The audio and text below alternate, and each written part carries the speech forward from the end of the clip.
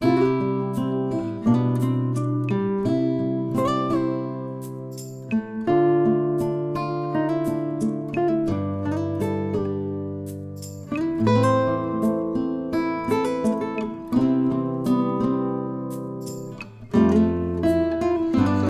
mga katambay, good morning, good morning, good morning, good morning, good day all. Yan. Ang pecha pala natin is November 16, 2025 sa oras na 8:40 na ng umaga. So ayun, dito ko sa ayun, at Church Day, Happy Sunday po sa atin lahat. At ito si Big Big nandito sa dulo. Yan. Yan. So yun.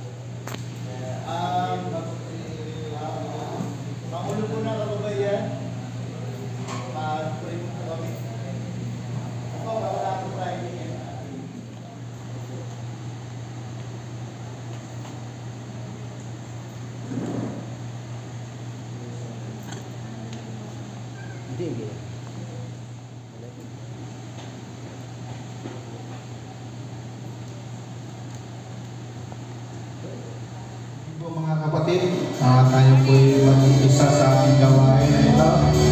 Kumusta po ang ating buong linggo? Salamat po sa Panginoon at tayo po'y hinangkin ng maayos po dito sa ating pagsasamba. Tayo po'y mag-umpisa sa pangunguna ng ating first team.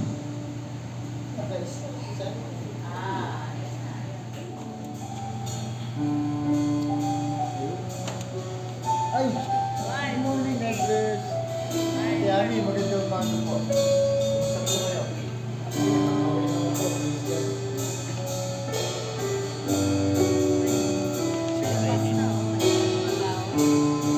Sige po, mag-alay po tayo ng awit ng pagsamba para sa Panginoon. Mga trabaho ni Osyo. Panginoong Diyos, patawarin mo po kami, Panginoon, sa aming pagkakasala, Panginoong Diyos. Pangunahan mo po kami sa umaga nito sa buong aming Diyos na karapat-dapat po na aming sambay. Ganun din po kami noon sa aming mga kapatid na wala po dito. Iatid mo po sila, gabayan mo po sila. Pakinggan ang iyong salita sa pamamagitan ng aming pastor, Panginoon. Gamitin mo po siya. Bigyan mo Panginoon. Buksan mo po ang aming puso at isipan, Panginoon. Na ang iyong presensya, Panginoon, ay aming pag-alakan sa iyo. Sa pangalan ni Jesus. Amen.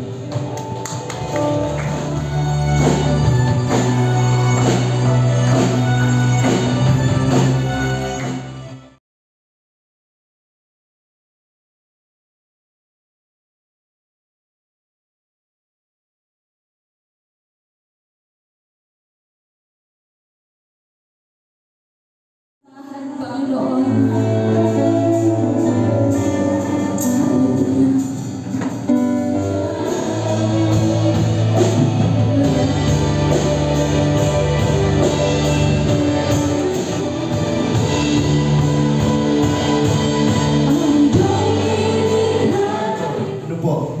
Ang pagpapasalamat po natin ay sa Creator, hindi po sa creation. Tama po ba? Media ay si Sierra Madre. Ano po, yung creation, ano? Salamat daw kay Sierra Madre dahil ililigtas po tayo kay Juan. Pero yung Creator,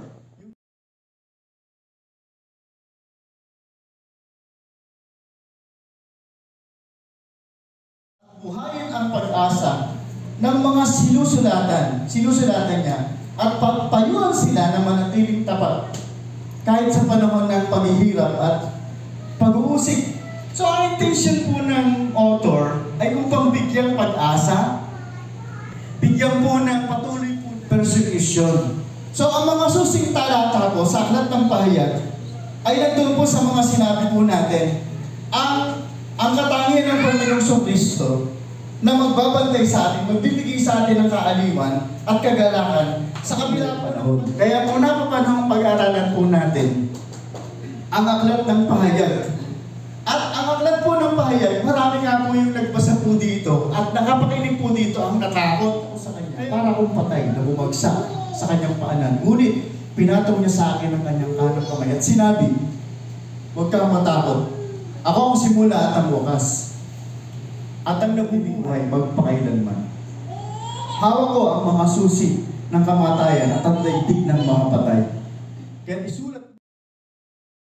Sinabi ko na po ito sa mga kabataan tungkol sa paglilingkod. Pansinin niyo po yung aking FB.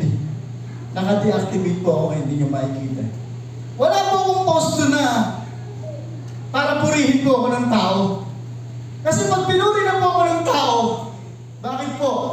Bibigyan parangal ang mga mananampalataya. Pero saan? Mga hindi mananampalataya. Another righteous, nakikita pa sa atin ang katangian ito. Pinapahalagan pa natin ang katangian ito. O pagkatapos natin, balik na naman tayo sa dati nating buhay. Tasupirin itong isa sa kapangyarihan ba ng Diyos ay nag-aani na sa'yo? Nasa iyo na ba talaga? Nag-aani na ba talaga sa'yo ang Panginoon? Kapangyarihan ng Panginoong Kristo sa ating buhay? Para lang tayo sumasampa sa Diyos-Diyosan. Mga kapatid, tayo po'y magpatuloy sa pamamagitan ng ating paglalakad. Salamat po sa pag-aamin po sa umaga na ito. Patuloy po ang announcement natin, month of November 2025. Sunday worship, patuloy po 9 ES, Aliyah.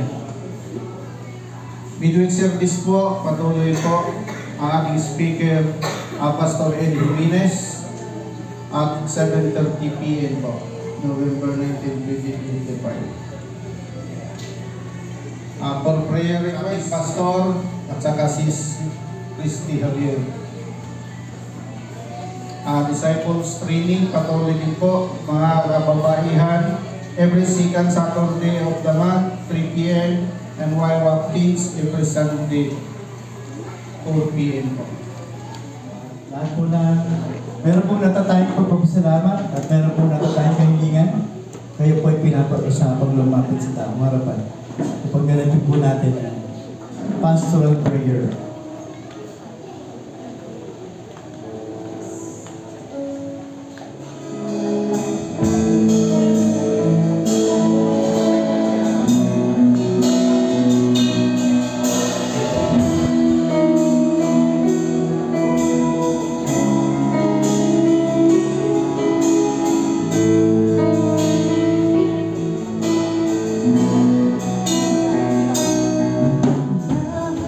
Panginoon, salamat po sa matagumpay ng pagsamba po namin. Salamat sa iyong presensya. Salamat, Panginoon, sa banal na Espiritu na nanguna sa aming pag-aawitan, sa pakikinig namin ng iyong mga salita, at sa mga bagay, Panginoon, na ginawa po namin bilang pagsamba sa iyo at bilang pag-ipon po namin ng kayamanan sa langit. Salamat po sa iyo. Ang aking dalangin, Panginoon, sa buong isang linggong lalakaran ng buhay ng mga kapatid ko, samahan mo sila, pagtagumpayin mo, Panginoon, sila. Makita po, Panginoon, sa amin ang authority, ang kapangyarihan ng aming Panginoong Kristo sa salita at sa gawa. At makita po sa amin ang kanyang kabanalan ayon sa aming napag-aralan. At idako mo kami, Panginoon, sa darating linggo, taglay kagalangan, buhay at kalakasan na nanggagaling, Panginoon, sa iyo. Sa paggagawad ng basbas na may pumilingkod, tanggapin niyo ang pagpapala ng ating Panginoong Kristo. Mga kapatid ko, pagpalain kayo ng Panginoon at mahabag sa inyo. Ilingap ng Diyos ang kanyang mukha sa inyo at magkaroon kayo ng kapayapaan. Mula ngayon magpakailan-kailan pa man. Sa pangalan ng Ama, ng Anak at ng Espiritu Santo. Amen. Amen. Amen. Yung mga katambay kat, yun na nga. Yun. At yun mga katambay, tapos na ang aming church. So, yun. At yun, happy Sunday po sa atin lahat. Ngayon tayo ah. Ayan tayo. Sige. So yun, tapos na ang church. So yun, dito na ako magpapaalam. So yun, ang oras natin ay 11 o'clock na ng umaga. Sa petsa na November. So yun, ito na ako magpapalam. Ang oras natin ay 11 o'clock na ng umaga.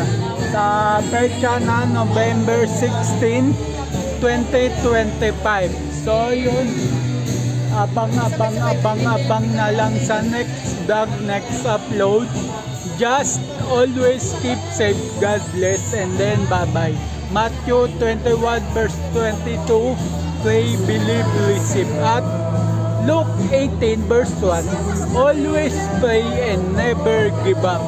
So yun, bye-bye. Happy Sunday.